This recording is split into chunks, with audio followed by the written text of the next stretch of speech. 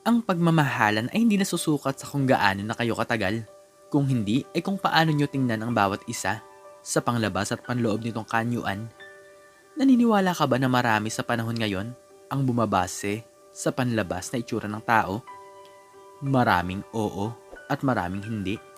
Gayunpaman, para sa iyo ang kwentong ito.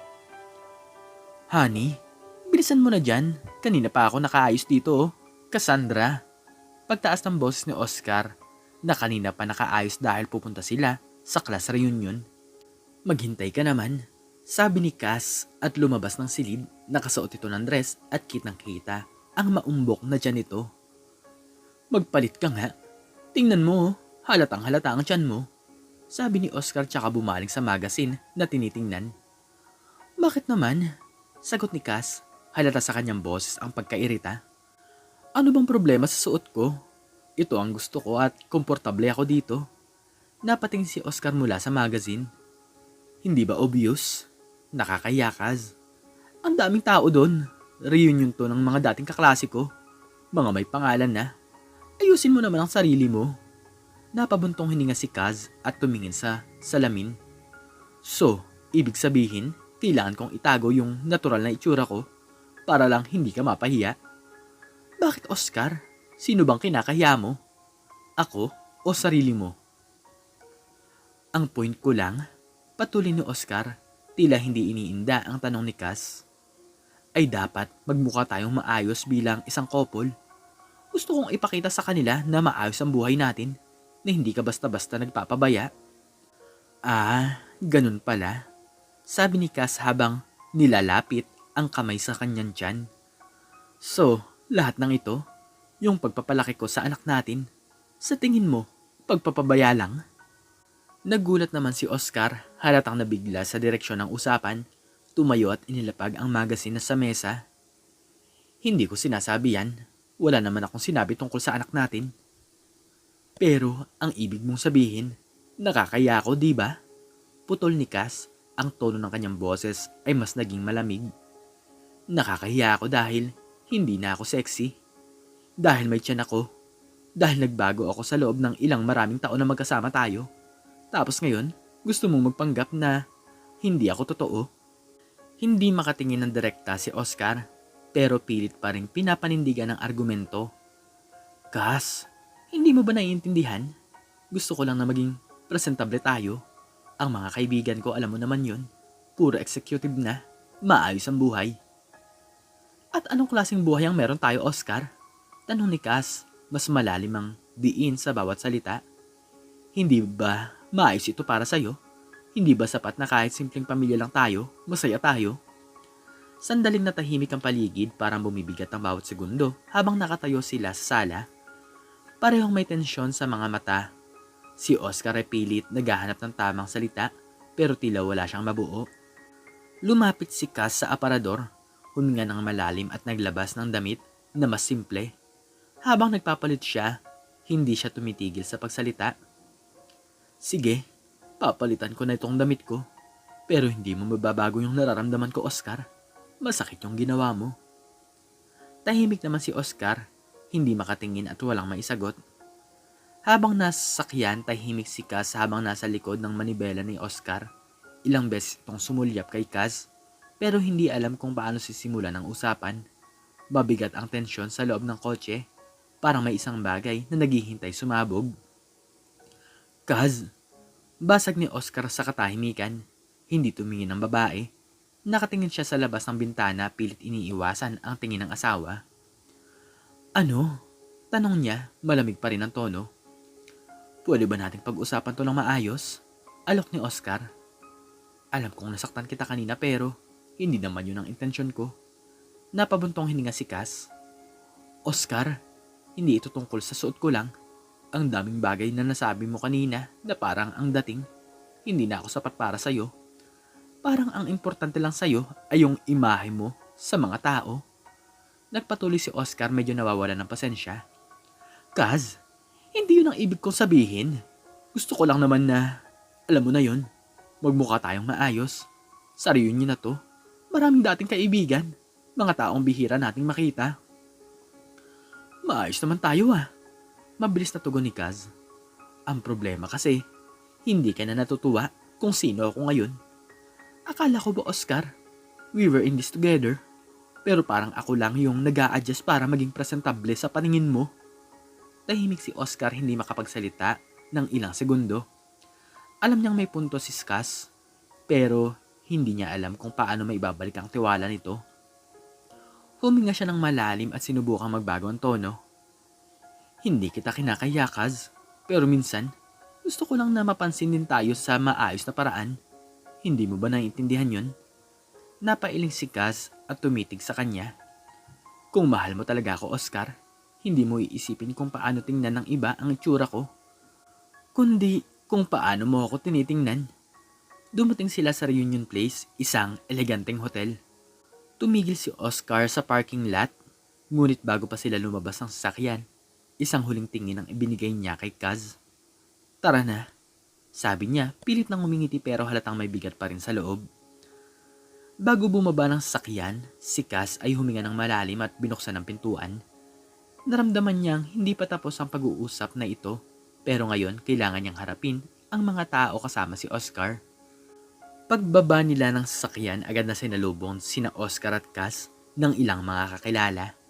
Masigla ang paligid, may mga tumatawa at nagkakwentuhan, ngunit hindi napigilan ng ilan na mapatingin sa kanila habang papalapit sila sa venue. Oscar, tagal na nating di nakita pare. Bati ni Marco, isang dating kaklase ni Oscar, sabay tapik sa balikat ito. Sino tong kasama mo? Ito ba yung asawa mo? Ngumiti si Oscar ngunit bago pa siya makasagot, napansin ni Marco si Kaz at ang pagbabago ng katawan nito. Uy, mukhang nag-iba na si Kaz ah. Pabirong sabi ni Marco sabay tingin sa tiyan ni Kaz. Parang medyo lumaki. Narinig ito ng iba pang mga kakilala at ilan sa kanila ay nagbiro rin. Hindi man sadya pero halatang may mga natatawa sa obserbasyon ni Marco. Ah, oo. Alam mo naman, life happens. Sagot ni Oscar pilit nang umiti at sinubukang gawing casual ang sitwasyon. Ngunit halata sa mga mata ni Kaz ang bahagyang pagkadismaya at lungkot. Isa pang kakilala, si Rachel, lumapit at tumingin ng mabuti kay Kaz. Kaz, ikaw na ba talaga yan? Ang tagal na natin nung huli tayong nakita. Medyo nagbago ka na ha. Oscar, okay pa ba siya? Parang nagiging medyo chubby ah. Natigilan si Kaz ngunit pinipilit niyang maging kalmado at hindi patulan ng mga biro at komento ng mga tao.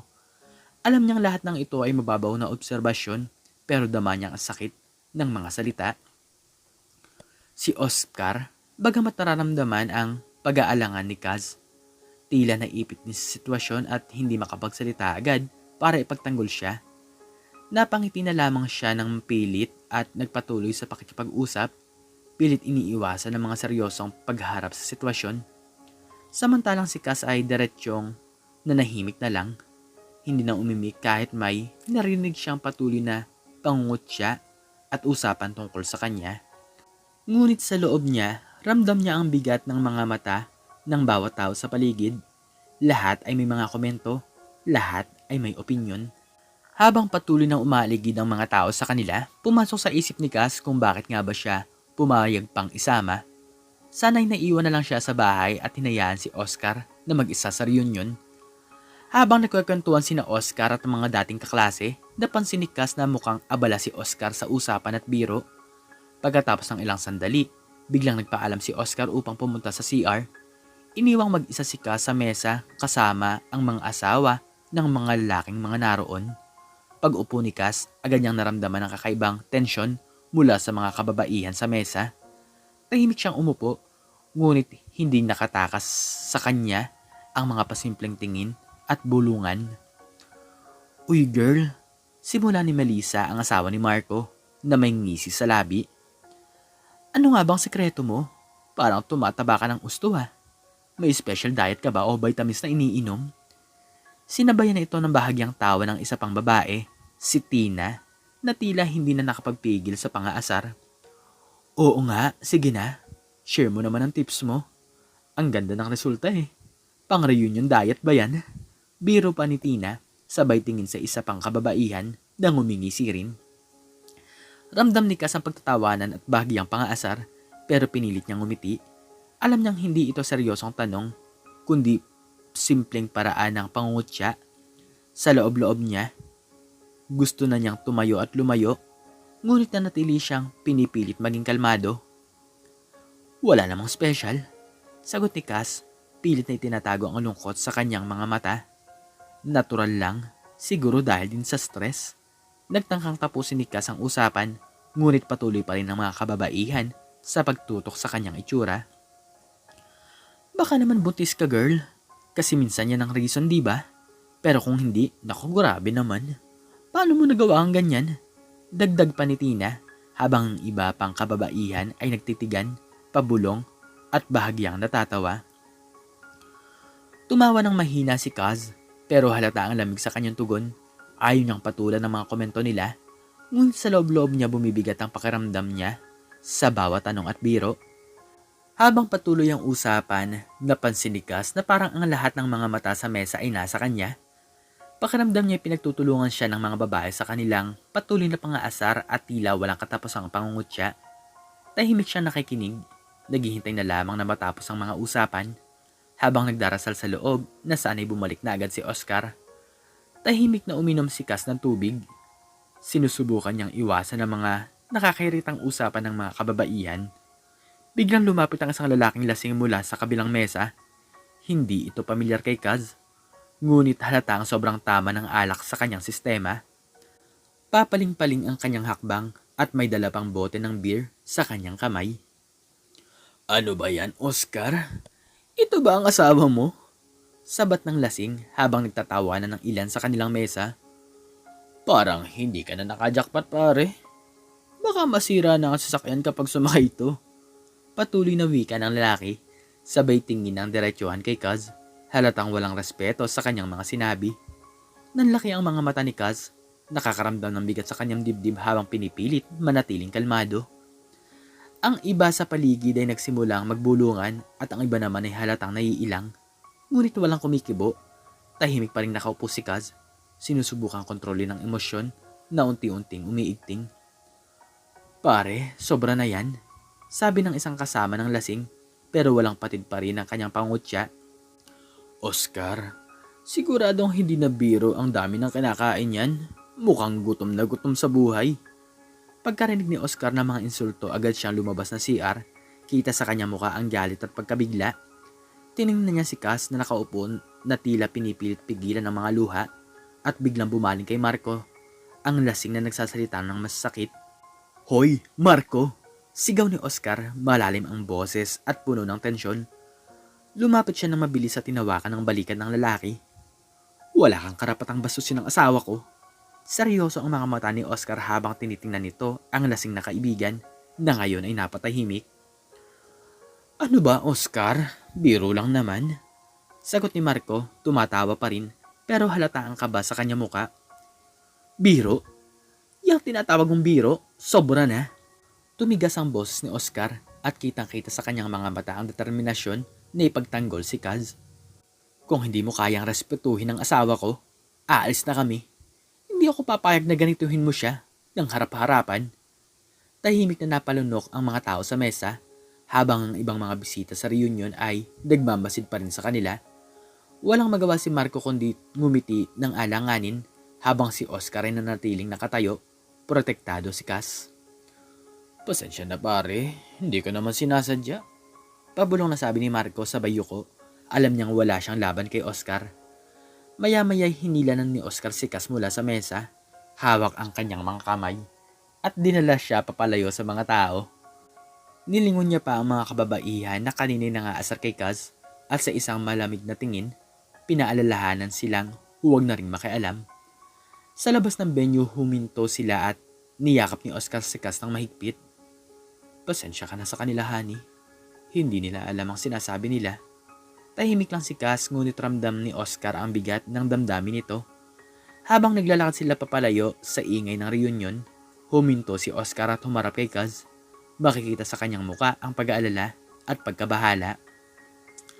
Kaz, pasensya na talaga sa nangyari kanina. Ani ni Oscar habang kinakabahan sa posibilidad na nagdulot ito ng labis na sakit sa puso ni Kaz. Hindi ko dapat pinayagan na mangyari yon. Tumingin si Kaz sa kanyang mga mata at doon niya nakita ang tapat na paghihingi ng tawad. Oscar, okay lang. Hindi mo naman kasalanan yung mga sinabi nila. Sagot niya pero kahit anong pilit niyang maging matatag, nag-uumapaw pa rin ang damdamin sa kanyang boses. Hindi, hindi okay. Sambit ni Oscar hawak ang mga balikat ni Kaz upang mas lalo siyang mapatingin sa kanya. Gusto ko lang sanang ipaalala sa'yo na ano man ang itsura mo, ano man ang sinasabi ng iba, tanggap naman kita ng buo. Mahalaga ka sa akin, mahal kita Kaz. Pero Oscar, nagbago na ako. Hindi na ako katulad ng dati. Sagot ni Kaz, ang kanyang tinig ay may halong lungkot at pag-aalala. Minsan, naiisip ko kung karapat dapat ba akong tawaging asawa mo kapag ganito na ako. Walang masama sa pagbabago. Sagot ni Oscar matibay ang kanyang tinig. Sa totoo lang, ang mga pagbabago sa bahagi ng buhay, hindi ka nag-iisa. Lahat tayo dumadaan sa mga pagsubok at pagbabago. Pero ang nararamdaman ko para sa'yo, yun ang hindi nagbabago. Mahal kita at mahalaga ka sa akin sa kabila ng lahat. Pasensya na kung nasabihan kita ng masama nitong nakaraan. Gusto lang naman kitang maging maayos para maging maganda ang pakiramdam mo. Naramdaman ni Kaz ang init ng mga salita ni Oscar. Pinipigilan niyang mapaiyak. Ngunit tila na puno na ng kanyang luha ang kanyang mga mata. Salamat Oscar, salamat sa lahat. Pabulong niya habang umiiyak sa mga bisig ng kanyang asawa. Alam mo, mas mabigat ang sinasabi nila kaysa sa tunay na ikaw. Dugtong ni Oscar. Kaya nga gusto kong ipakita sa iyo na mahalaga ka sa akin, ano man ang mangyari. Huwag mong kalimutang tanggapin ang sarili mo. Minsan, kailangan nating magsimula sa ating mga sarili bago tayo tumingin sa iba. Tumangaw si Kaz, unti-unting naisip ang mga sinabi ni Oscar. Oo, kailangan kong subukan. Gusto kong maging mas mabuti para sa akin at para sa iyo. Sagot niya, sa pagkakataong ito ay may pag-asa na sa kanyang tinig. Gumawa tayo ng plano, okay? Mungkahin ni Oscar sabay ngiti. Magkasama nating harapin ang mga hamon na yan. Tara, mag-register tayo sa isang fitness program o magluto ng mga masustansyang pagkain pero sa ano mang gagawin natin, gawin natin ito bilang mag-asawa. Ngumiti si Kaz sa kanyang asawa, ramdamang suporta at pagmamahal. Sige, willing akong subukan, basta kasama kita. Handa akong harapin ng lahat. Sagot niya, puno ng determinasyon. Dahil sa kanilang pag-uusap, unti-unti naglaho ang takot at pangamba ni Kaz at alam niyang sa tulong ni Oscar, muling makakabangon at magbabago para sa kanilang dalawa. Ikaw, Kahuana Tales, ano po ang natutunan niyo sa istoryang ito? Nawa ay meron po kayo natutunan. At hanggang dito na lamang po nagtatapos ang aking istorya at sana po ay nagustuhan niyo ito. Please like, share, and subscribe and click the notification bell para palagi po kayong updated sa mga bago kong istorya. Muli ay maraming salamat po at God bless us all.